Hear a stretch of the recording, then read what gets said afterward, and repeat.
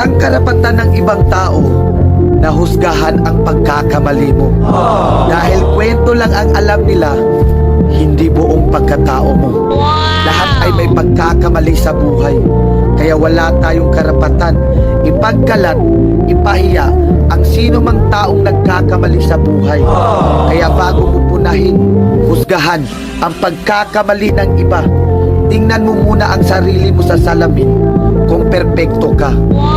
Lahat tayo madumi. Walang taong perpekto. Pero marami nga lang piling malinis. Kaya lagi yung tatandaan, walang taong perpekto. Lahat ay nagkakamali, nadadapa.